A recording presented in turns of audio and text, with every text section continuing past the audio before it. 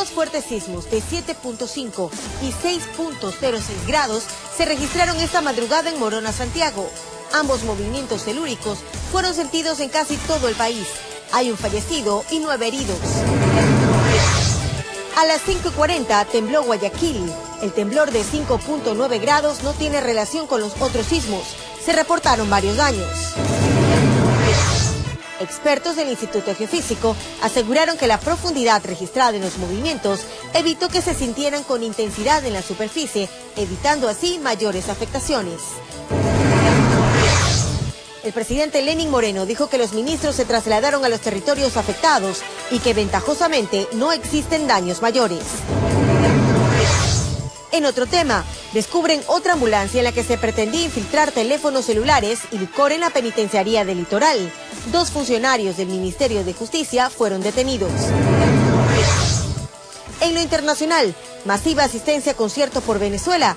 Sin embargo, se reportaron enfrentamientos en la frontera con Brasil. Y RTS transmitirá en vivo la ceremonia de los premios Oscar este domingo a las 20 horas. Así empieza la noticia, emisión estelar.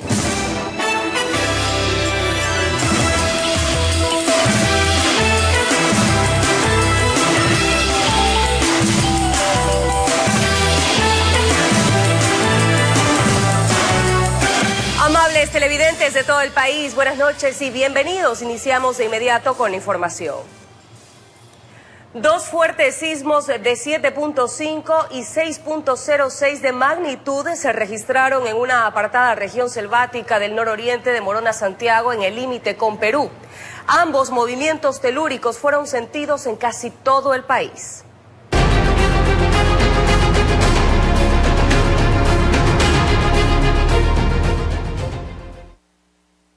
Con fuerza se sacudió la tierra al amanecer de este viernes en la Amazonía. 2 fuertes temblores se registraron a las 5:17 y 5:20 minutos con intensidad de 6.08 y 5.8 grados, como se registró en las cámaras del ECU 911 de Macas. El epicentro fue en la parroquia Huasaga, en la frontera nororiental con el Perú, en el cantón Taisha, Morona, Santiago. Allí, en su principal centro poblado, Huampic, el informe oficial habla de afectaciones menores. Específicamente del subcentro Huampic, que tiene afectaciones en su infraestructura, teniendo fisuras y agrietamiento en lo que es paredes y columnas, nada más.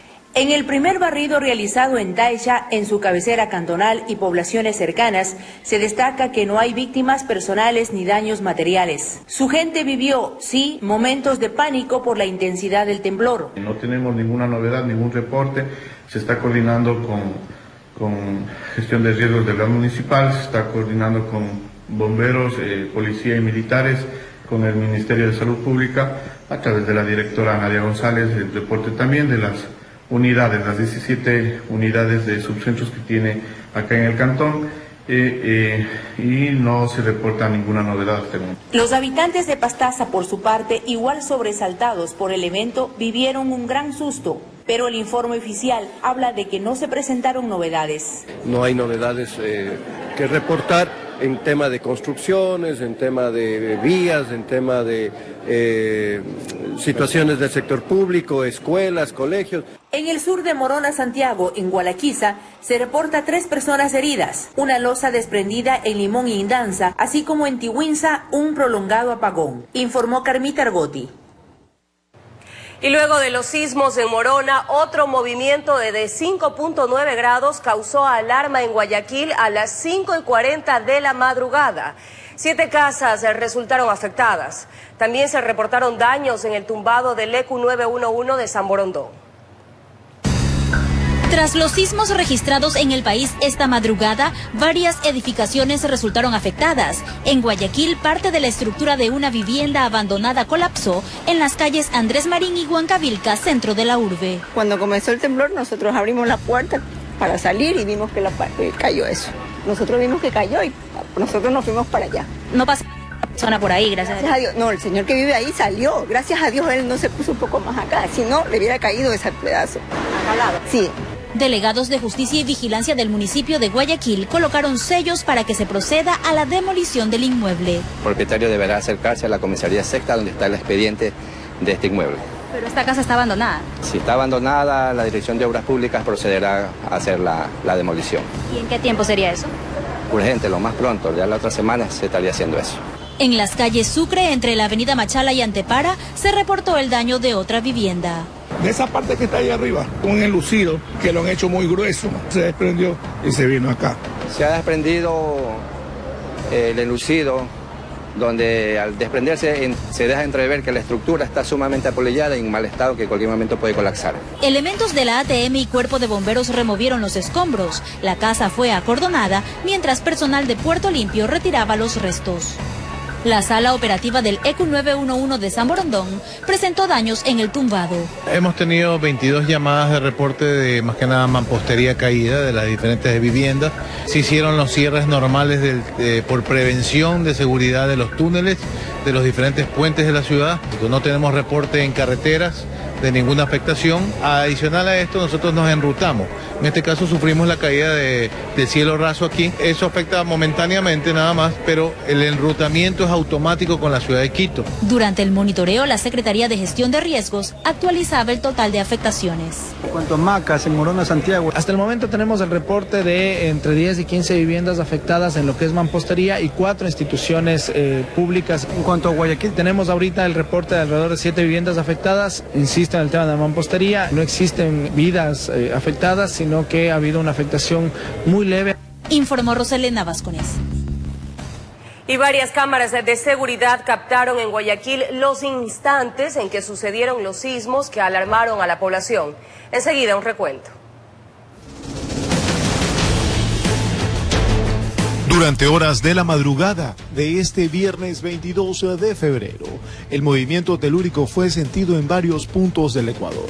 Es por ello que las cámaras de seguridad del ECU 911 proporcionaron los videos en donde se puede ver el segundo a segundo del sismo que sorprendió a todos.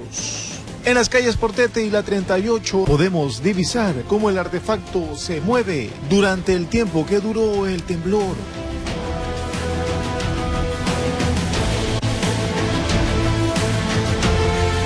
En la zona militar también el sismo se hizo sentir. Es por ello que la cámara no deja de moverse mientras enfoca a la ciudad que por esos instantes estaba sin ningún transeúnte en sus calles.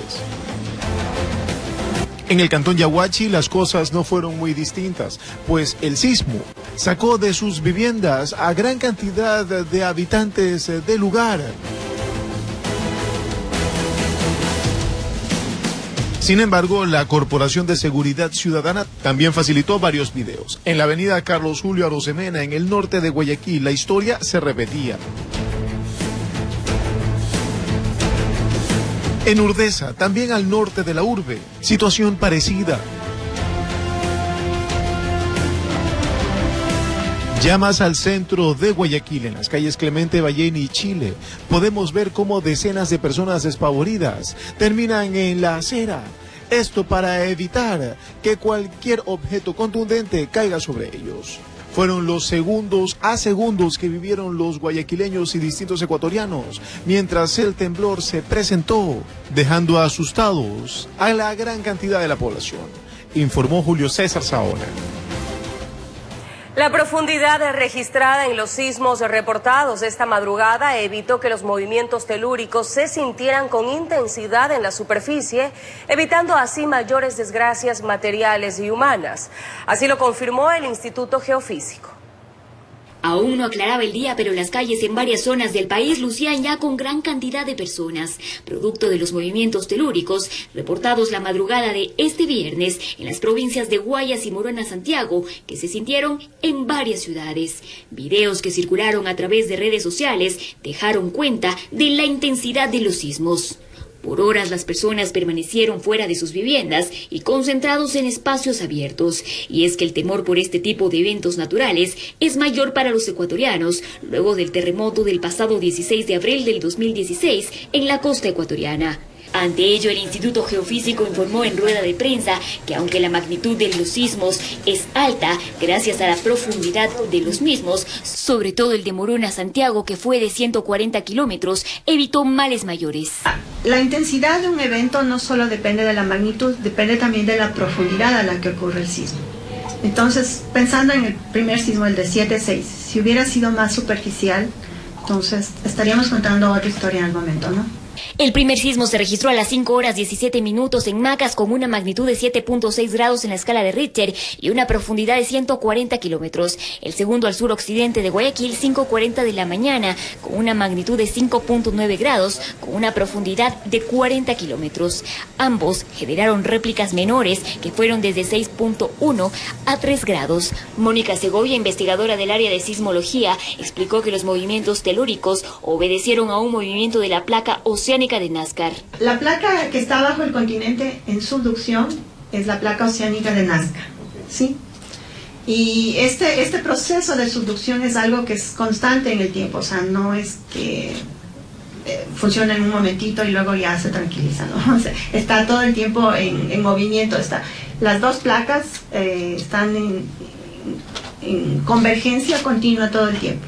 Según los expertos, ambos eventos naturales llegaron a sentirse en la superficie con una intensidad de 6 grados en una escala del 1 al 12. Resaltaron que la única relación que tendrían los dos eventos principales es que ambos fueron producidos por el movimiento de la placa oceánica de Nazca, más no que el uno sea producto del otro. O sea, están ocurriendo en la misma placa, pero a diferentes profundidades, como ya lo vieron. Uno es un poquito más superficial, el otro es más profundo. Finalizaron haciendo un llamado de atención a la ciudadanía a siempre estar preparados y remitirse a la información de fuentes oficiales. Es que hay muchas fotos en las redes sociales del sismo de Pedernales que están circulando como asociadas a los sismos que se sintieron esta mañana. Eso es información falsa y hasta el momento nosotros no hemos recibido reportes de daños mayores, ni edificaciones, ni víctimas de este sismo. En Quito informó Adriana Rojas. El presidente Lenín Moreno y el subsecretario general de Gestión de Riesgos estuvieron en Guayaquil, donde detallaron las afectaciones tras los sismos registrados la madrugada de este viernes, con epicentros en Taixa y Guayaquil. Escuchemos. El sueño de muchos fue interrumpido por un sismo de magnitud 7.6, con epicentro en Macas, provincia de Morona, Santiago, pero que se sintió en algunas regiones del Ecuador. Bueno, yo me alteré un poco, pero ya mantuvimos la calma, esperamos que pasara y bajamos ya del apartamento. Y sí fue 2 remesones tan fuertes que todo aquel sector se alarmó de esto. El presidente Lenín Moreno se refirió a este movimiento telúrico y 2 más, que ocurrieron poco tiempo después. Uno se originó en Guayaquil. Los ministros y los gobernadores se trasladaron inmediatamente a los territorios y nos han estado reportando también de manera permanente. Me manifiestan que no existen daños mayores. Y tal vez lo que más valga la pena recalcar es que en la ciudad de Gualaquiza, ahí en la provincia de Morona, Santiago mismo, cercana a Macas, allí el hospital sí tuvo daños de mampostería. Existen 5 personas heridas, según informó el subsecretario general de Gestión de Riesgos, quien acompañó al primer mandatario en una visita que hizo en el puerto principal. Estas personas resultaron heridas por temas de evacuación, tropiezos en la salida, sustos. En cuanto a las afectaciones estructurales, señaló. Tenemos 8 viviendas afectadas entre Macas y Guayaquil. 6 bienes públicos afectados, entre ellos cuenta el hospital, bienes privados, un bien afectado. Los comités de operaciones de emergencia, tanto de Morona Santiago como Loja, El Oro y Guayas, fueron activados para continuar con los protocolos y recabar información actualizada. Hay que tomar en cuenta que el sismo se produjo en una zona aislada del territorio ecuatoriano, por lo que pueden haber comunidades que no tengan comunicación directa y por lo tanto se ha preparado equipos de primera respuesta para poder verificar. Luego se conoció el fallecimiento de un adulto mayor en Jaramijó, informó Adriana Peralta. Un adulto mayor falleció en Jaramijó tras sufrir una caída durante los sismos registrados la madrugada de este viernes en Morona, Santiago. Además, en Manta, 10 venezolanos fueron desalojados de la ex zona cero en Tarqui, donde vivían en un edificio afectado por el terremoto de 2016 y que quedó inhabitable. Un fallecido y una infraestructura desalojada dejan en Manta y Jaramijó los últimos sismos registrados la madrugada de este viernes. Durante los movimientos telúricos perdió la vida Eugenio Vera Plúa, de 77 años de edad. Se asustó y se levantó precipitadamente, salió corriendo y se resbaló, imagino, y se cayó. Este hecho fue corroborado por el Cuerpo de Bomberos de Jaramijó, de donde es oriundo la víctima. El primer movimiento lo pasó, pero ya el segundo movimiento que vino, él le cogió un paro cardíaco y esta fue la causa posible de su muerte. Además, en Manta, un edificio donde vivían 10 personas de nacionalidad venezolana fue desalojado debido a los daños de la infraestructura. Según su informe técnico, indican que la estructura se encuentra bien, pero que sí tiene que arreglar la mampostería. El día de hoy, en uno de estos edificios, justamente se evacuaron a 10 personas. Según sus ocupantes, el edificio tenía secuelas del terremoto del 2016, que se acentuaron con los últimos sismos. Por lo menos esta parte de acá sí se abrió un poquito, y me imagino que ese también se abrió un poquito, pero no, y el edificio sí se viró un poquito. El Cuerpo de Bomberos de Manta realizó la revisión preliminar y cerró el área para evitar su ocupación. Se logró observar las paredes presentaban grietas. Al parecer esto estaba cuarteado. Según el municipio de Manta, hasta la fecha hay alrededor de 4 estructuras con afectaciones por el terremoto del 2016, además de los bloques multifamiliares Toalí, Lomas de los Vientos y El Palmar. ¿Qué es lo que más le preocupa de la situación del edificio? Bueno, que se venga abajo. Claro. El temor, de todas maneras, de que haya otro movimiento así o más fuerte. Desde la provincia de Manabí, informó Wendy Delgado. Mientras tanto, en Azuay, el gobernador de esa provincia dio a conocer el informe de la observación realizada en su jurisdicción luego de los fuertes movimientos telúricos. El ingeniero Javier Enderica, gobernador de la provincia de Azuay, dio a conocer el informe oficial sobre las novedades suscitadas en este viernes, luego de que un fuerte movimiento telúrico sacudiera una buena parte del territorio nacional y sobre todo el sector azuayo. El monitoreo respectivo de toda la infraestructura afectada que se pudo haber ocasionado por este temblor. El sismo de 7.55 grados de intensidad que alarmó a todos y que se produjo en la ciudad de Macas, provincia de Morona, Santiago, asustó a la comunidad azuaya. 9 llamadas específicamente al ECO 911, pero más por pedirle información del susto que recibió la población y no de otros temas que podamos lamentar. Pese a la intensidad, fuerza y duración del movimiento telúrico, no hubo grandes daños personales y materiales. Tenemos una persona herida por caída de gradas aquí en la ciudad de Cuenca, el colapso de 3 muros de cemento, una pared cuarteada en la vivienda del Zig-Zig, una casa a punto de colapsar en el Zig-Zig, daño estructural en una casa de Cuenca y una casa por caerse en Gualaceo. La autoridad pidió estar siempre preparados para este tipo de vicisitudes. Siempre estén alertas a las diferentes indicaciones de prevención, de precaución. Prepararnos de esa manera con el kit que nos dicen, las recomendaciones que nos dan las autoridades y todo, que no hacemos caso. De modo que, a más de la fe, hay que estar siempre alertas y los ejercicios de simulacros deben estar vigentes. Informó desde la ciudad de Cuenca, Francisco Ramírez. El vicepresidente de la República, Otto Sonnenholzner, concedió una entrevista en una estación de radio en Guayaquil, en donde dio detalles de temas de interés nacional. Escuchemos.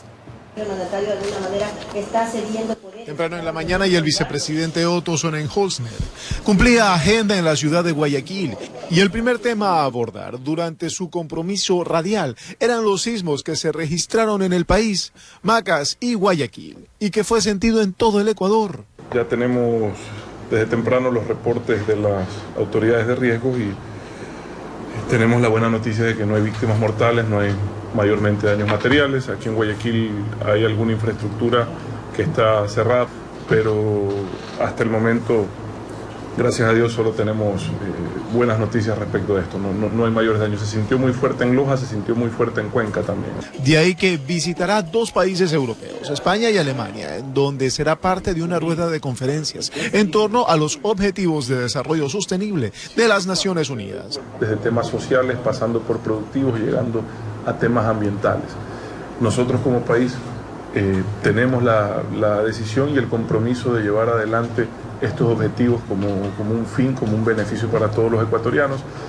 A la Vicepresidencia de la República le fue encargado el seguimiento y cumplimiento de estos objetivos de desarrollo sostenible. En materia económica, el vicepresidente también expresó su punto de vista respecto a la comunidad financiera internacional. Un plan financiero de tal magnitud, casi 10.300 millones de dólares, 10.290 millones de dólares en los próximos 3 años. Y sí, es una buena noticia para el país, insisto, resultado de que el mundo vuelve a confiar en el Ecuador, de que el Ecuador tiene un destino, un rumbo en su manejo económico y que esto será una gran ayuda para seguir en esta recuperación. Informó Julio César Saona. Varios sectores se vieron afectados por el aguaje en Guayaquil, generando inconvenientes entre los habitantes. Representantes del Instituto Oceanográfico de la Armada dan detalles respecto a este fenómeno. Que la elevación del agua de los ríos y demás caudales ha subido es algo que para los encargados del INOCAR no es una novedad, pues pese a que este fenómeno se ha presentado en la ciudad como en otros puntos de la costa ecuatoriana, esto se debe especialmente a un factor. Los aguajes son producto de la atracción gravitacional del Sol y de la Luna sobre la Tierra, puntualmente en este caso sobre el agua, que producen incrementos del nivel del mar por encima de los valores normales durante las pleamares.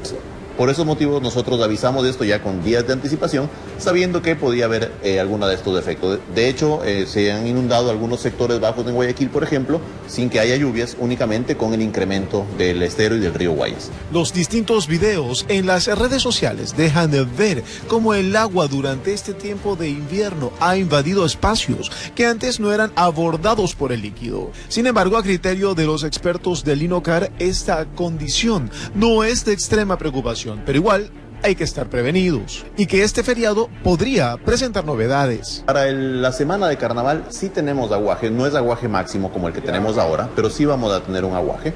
Esto se produce todos los años, es por un tema de la forma en cómo se selecciona los días de carnaval. No es posible todavía realizar los pronósticos sobre el tema de los oleajes, porque la ventana de tiempo para poder pronosticar oleajes es demasiado extensa. De aproximadamente unos 5 días antes nosotros podemos ya indicar cuáles van a ser las condiciones. Informó Julio César Saona. Descubren otra ambulancia en la que se pretendía infiltrar teléfonos celulares y licor en la penitenciaría del Litoral.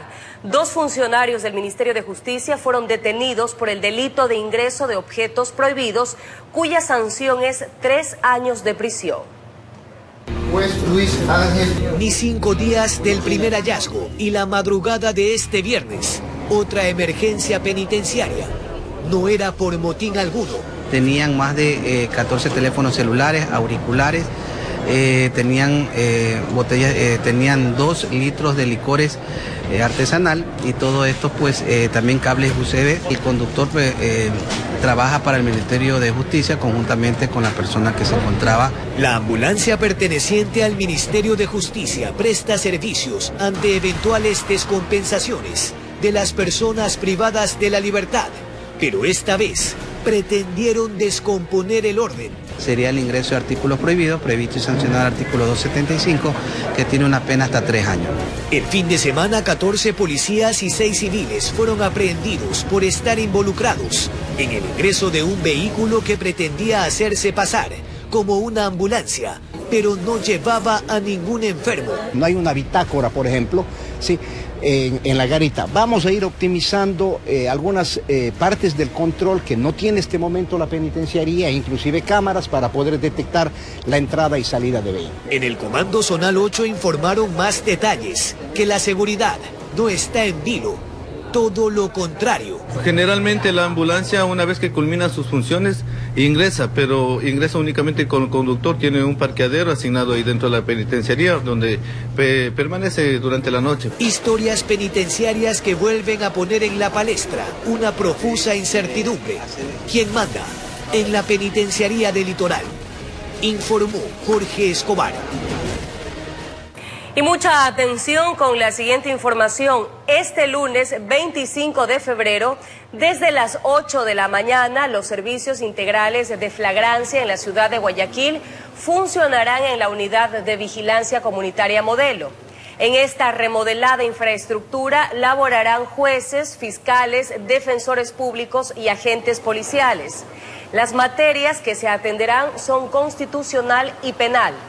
Esta unidad está ubicada en la Avenida de las Américas y Elías Jácome, frente a la estación Metrovía del Colegio Aguirre Abad, al norte de Guayaquil.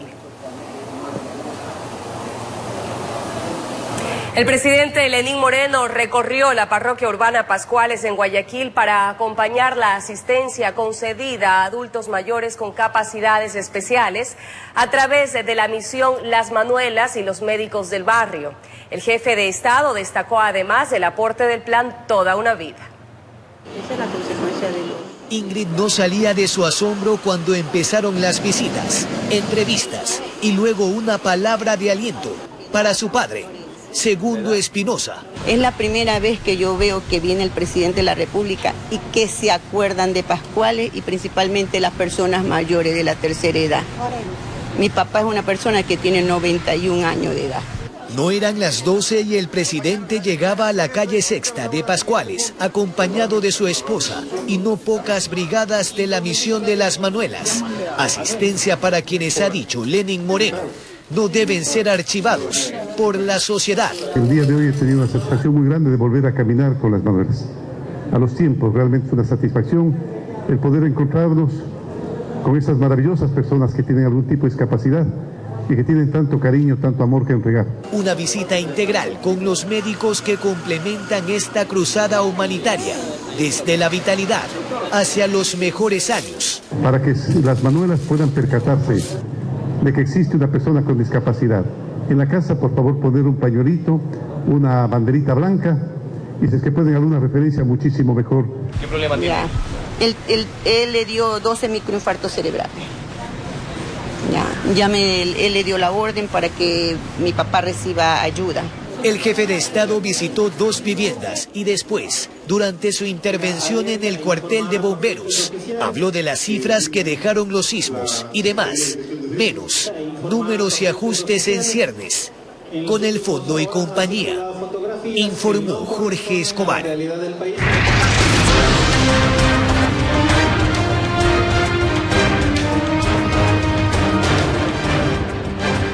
Este viernes los candidatos a las distintas dignidades recorrieron varios sectores promocionando sus propuestas de trabajo en caso de llegar al poder. Aquí un resumen. El candidato a la alcaldía de Guayaquil por el movimiento Suma Lista 23, Patricio Buendía, realizó un recorrido puerta a puerta en el sector de Fertiza, en el sur de la ciudad. Aquí expuso sus propuestas. Cecilia Calderón, candidata a la prefectura de la provincia del Guayas, junto a Jaime Lomas, candidato a la alcaldía de Guayaquil por el movimiento político Juntos Podemos, caminaron las 16 manzanas del mercado de San Paul. Sharon, el candidato a la alcaldía por la lista 7, Gino Cornejo, junto a su equipo de trabajo, recorrieron las calles La 29 y Brasil y el sector del mercado central de la ciudad. Francisco Jiménez, candidato a la alcaldía de Guayaquil por el movimiento Creo, estuvo en el Fortín, recorriendo el Distrito 2. Acompañado de sus candidatos a concejales, Jiménez habló sobre su propuesta que contempla la creación de las unidades municipales independientes, la baja de multas de tránsito, entre otras. Carlos Luis Morales, candidato a la prefectura del Guayas, empezó sus actividades visitando uno de los mercados municipales del norte de la ciudad. Lo hizo junto a Jorge Rodríguez, candidato a concejal por el Distrito 3. Horas más tarde, estuvo en el Cantón Naranjal, donde expuso varias de sus propuestas en caso de llegar a la prefectura del Guayas. Informó Carlos Julio Gurumendi. Esta noche conoceremos a 2 nuevos candidatos al Consejo de Participación Ciudadana y Control Social. El primero es Carlos Figueroa. Carlos Eduardo Figueroa tiene 56 años, es doctor en medicina y cirugía, especialista en cirugía general. Se ha desempeñado como director médico del Club de Leones Quito Metropolitano, médico tratante del Hospital del Día de la Universidad Central del Ecuador, médico cirujano del Hospital Carlos Andrade Marín y docente universitario. El siguiente aspirante es José Tuárez. José Carlos Tuárez Zambrano tiene 41 años. Es licenciado en teología con un diplomado en educación superior y su experiencia como docente director y rector de varias unidades educativas a nivel nacional, ex asesor de la Casa de la Cultura Ecuatoriana Benjamín Carrión y voluntario en hospitales y hospicios. Enseguida, nuestro segmento El Candidato y sus propuestas. Hoy estarán Javier Buendía y Jimmy Salazar.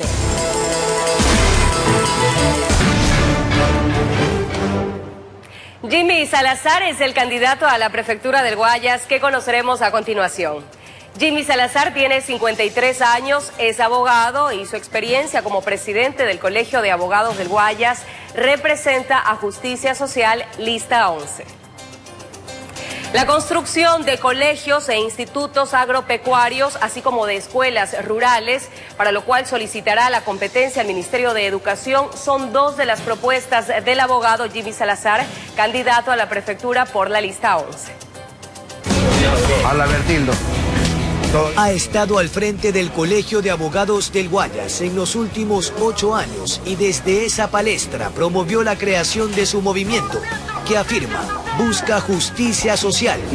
Jimmy Salazar es candidato a la prefectura para que el agro salga sentencia a punta de conocimiento y formación. Al Ministerio de Educación que nos dé la competencia para manejar el área de la educación en el sector rural, en cada cabecera cantonal un colegio técnico agropecuario, en cada cabecera cantonal un instituto técnico superior y firmaremos convenios con universidades nacionales e internacionales. Aquello será apuntalado después con políticas que les permitan a los pequeños agricultores sacarles el cuerpo a la intermediación y el contrabando. Que día a día es humillado en su tierra, que no tiene a quién venderle su producto y que se lo compran a precio de gallina pestada. Crearemos silos, les ayudamos a secar el producto, se lo almacenamos, le damos un certificado. Que apenas se siente en el Consejo Provincial, declarará en emergencia a las vías de segundo y tercer orden. Si termina la concesión de las vías de primer orden el próximo año, ¿qué haría usted si llega a ser prefecto? Vamos a revisar estos contratos, estos acuerdos. Guayas, la provincia con la red vial más cara del país. Del Empalme a Naranjal son 5 peajes de ida y 5 de venida. Habla también de la conectividad, a fin de que en el campo la señal de la telefonía celular no sea más un viacrucis. Nuestros agricultores tienen que subirse a un árbol para encontrar la señal para tener conectividad. Y ya con vialidad integral más una interconexión telefónica celular eficiente, el turismo y todo lo que al tocar se materialice. A la feria del mango, a la feria de la piña, a la feria del cacao, a la feria del café, a la feria del verde, el mejor bolón. Informó Jorge Escobar. Y a continuación les presentamos el perfil de Javier Buendía, aspirante a la alcaldía de Quito. Luis Javier Buendía Vanegas tiene 46 años, es abogado y comunicador social. Su experiencia, exconcejal de Quito y asesor político. Representa a Centro Democrático. Declarar en emergencia al Metro de Quito para aplicar una auditoría integral al proyecto es una de las propuestas de Javier Buendía, candidato a la alcaldía de la capital. En su oficina, Javier Buendía tiene bajo llaves información que la califica como delicada contra la actual administración municipal. 55 casos, 58 meses de investigación han llevado el tema de la Contraloría Social a la actual administración municipal, que ha concluido en 2 elementos fundamentales. El primero, los avances que tenemos de 11 casos en Contraloría, por ejemplo, los $800,000 que se glosó en los estudios de Quito Cables y que continúan en otros temas como la solución Guayasamín y el propio metro. Buendía ha dedicado 10 años de los 46 que tiene a la sociedad civil, como parte de Observatorios Ciudadanos sobre la construcción del metro tiene reparos y presenta alternativas. Y entonces, ¿qué es lo que estamos proponiendo? Que nos dejen ingresar a nosotros a la alcaldía el 14 de mayo, declarar una emergencia, una auditoría integral al proyecto, concretar las obras en 6 meses, abrir este proceso a licitación internacional y entregar no el metro, sino el sistema integrado de transporte público. El incremento del impuesto predial pretende disipar con una derogatoria. Y nada menos y nada más que existen casos de los innumerables que hay en la ciudad, como el de una persona en Nayón, que pagando $496 ahora le han facturado ser 13.597. Todos los reclamos que se han provocado respecto de esto no han tenido ningún curso. Reconoce haber sido quien estuvo al frente de la no ejecución de obras para Quito, pero advierte tener razones. Yo fui quien frenó el proyecto Quito Cables, con todo lo que hice. Y ahí evité que hayan 44 millones de despilfarro. Contraloría ya glosó $800.000 los estudios. Programa de campaña para la alcaldía de Quito que al parecer primero pretende limar supuestas irregularidades. Eso hace que desde lo técnico, desde la capacidad también política, de liderazgo y desde las condiciones personales y profesionales, estemos listos para asumir un reto de la situación más crítica que ha tenido la ciudad en los últimos 50 años. Así Buendía pretende llegar al Cabildo ya no como concejal alterno que fue, sino como alcalde, informó Héctor Romero.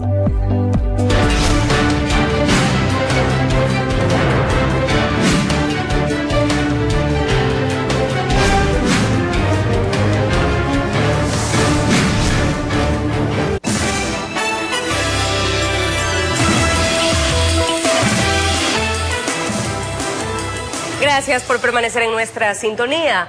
Amigos televidentes, presten mucha atención. En un comunicado oficial, la Secretaría General de Comunicación de la Presidencia informa que tras la detención de Roberto y William Isaías por parte de autoridades de migración de los Estados Unidos, Ecuador ha cumplido con el pedido de dichas autoridades y emitido los pasaportes provisionales con miras a su eventual deportación. Sobre los hermanos Isaías, continúa el comunicado, existe un pedido de extradición de la justicia ecuatoriana. En el país pesa sobre ellos una sentencia de 8 años de privación de libertad por el delito de peculado bancario. Por lo tanto, a su llegada al territorio nacional, indica la Secretaría de Comunicación, el gobierno ejecutará la orden de detención que ha emitido la Administración de Justicia. El gobierno nacional actúa en el marco de sus competencias y espera que la justicia y las autoridades competentes actúen bajo estricto derecho. Pasamos a otro tema. El bajo precio que se paga por el saco de arroz obliga a cientos de agricultores a dejar de sembrar en las tierras de Daule y Nobol. Aseguran que la intermediación, el contrabando y los valores impagos por parte de la UNA agudizan esta crisis. Crece una sombra sobre los campos de Daule y ha cubierto lo poco que quedaba de una actividad productiva que afirman ya no es ningún negocio. Los precios están demasiado bajos y la mayoría hemos salido en contra. Entonces imagínense que cómo nosotros vamos a volver a sembrar si no nos ha quedado nada de capital para la siguiente cosecha. Están pagando en $18 la saca, aparentemente de acuerdo al precio oficial de 200 libras, 35,50. Para los pequeños productores de la comunidad La Seca, su situación es insostenible. Más aún, cuando incluso el contrabando se diversificó. Dice que es peruano, pero no es peruano, es asiático, seamos realistas. Entonces, ese control queremos nosotros los agricultores. En esa bunda reciben arroz por asociación. Esa asociación tiene 200. Pero ¿cuántos son verdaderos arroceros? Creo que 50. Pero son 85.000 toneladas de arroz que están en el país, en la UNA, en la sierra, donde sea que estén, véndanlo, subsidien, $30 millones, pero no quiebren a medio millón de agricultores. 20.000 toneladas aún están impagas en la provincia desde octubre del año pasado. La deuda asciende a $3.500.000. Durante el anuncio de la apertura de líneas de crédito en Ban Ecuador, el ministro Javier Lasso esbozó la primera cosecha del diálogo. Quiero decirles que mantengan un poco de calma. Estoy 100% seguro que inician las exportaciones de arroz, los precios van a repuntar.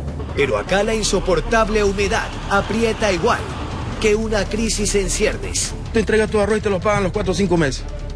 ¿Quién espera? Tú tienes que pagar cosechadora, tienes que pagar insumos agrícolas. En Daule, con cámara de Javier García, informó Jorge Escobar. El ministro de Economía y Finanzas, Richard Martínez, habló sobre el préstamo al Fondo Monetario Internacional. Lo hizo durante un conversatorio que mantuvo con miembros de la Asociación Ecuatoriana de Radiodifusión en Guayaquil. El gobierno nacional espera recibir más de 10.000 millones de dólares, de los cuales 4.200 provienen del Fondo Monetario Internacional, pero también intervienen multilaterales, cada organismo con un tratamiento particular en cuanto a intereses. 5 o 7 años de gracia, tasas de interés del 2, del 3%, es decir, hay mucho financiamiento en mejores condiciones para el Ecuador, y la forma de repago de esto es una transición de que tenemos los recursos hoy, de que se va implementando el programa económico. En un conversatorio en la Asociación Ecuatoriana de Radiodifusión Nacional en Guayaquil, el ministro de Economía y Finanzas, Richard Martínez, indicó que son medidas que han tenido que ejecutar debido a problemas con la administración pasada. Que se advertía en su momento, esto no es sostenible, esto no es sostenible, esto no es sostenible, pero no querían escuchar porque estaban embebidos del poder y del populismo económico. Y ahora nosotros tenemos que pagar las consecuencias. En los próximos días dará más detalles sobre los desembolsos, informó Adriana Peralta. Y de regreso al ámbito nacional, queremos hablar sobre Manabí, uno de los destinos más turísticos y más importantes de nuestro país. Conozcamos un poco de su gastronomía y de los lugares que se pueden visitar en esta hermosa provincia. Cargada de hermosos paisajes, la provincia de Manabí ofrece a los turistas ecuatorianos y extranjeros un sinnúmero de actividades para disfrutar en familia. Sus playas, ideales para la práctica de deportes acuáticos, su variada gastronomía y sobre todo su gente la convierten en una de las provincias más visitadas del país. Extranjeros, nacionales, internacionales que vengan aquí a disfrutar de nuestras playas manabitas. Tenemos unas hermosas carpas para que vengan a disfrutar de un rico sol, una rica playa. Su comida es considerada una de las más ricas y variadas del Ecuador. Aquí los comensales pueden disfrutar de deliciosos platos típicos que deleitan a propios y extraños. A disfrutar de los platos típicos de aquí en la comunidad, como son los biches de camarones, biches de cangrejo, camotillos, robalos, diferentes variedades de platos típicos a un costo no tan elevado. Pueden venir todos a disfrutar de nuestras playas. Visitantes de varios países quedan deleitados con la belleza de los lugares de esta provincia. Yo invito a todos los ecuatorianos que primero que nada y antes de viajar y ver muchos lugares hay que visitar el país de uno, y yo que vengo desde México y ver esos lugares, y ustedes que lo tienen a la mano y pueden disfrutar de esta vista y de todos los lugares, yo invito realmente a los ecuatorianos que busquen los días que puedan venir y encuentren estos lugares y disfruten. Como yo que vengo desde tan lejos me llevo una muy grata sorpresa y unos bellos momentos en mi corazón. La gente de Manabí los espera con los brazos abiertos. No dude de visitar esta provincia de nuestro país. Con la realización de Marco Ruiz, informó Sara Naranjo. Este lunes 25 de febrero en nuestro espacio de entrevistas estará Fausto Ortiz, ex ministro de Finanzas, con quien abordaremos temas de gran interés. Amigos televidentes, no cambien de canal, enseguida el mejor programa deportivo del país, Copa. Buenas noches.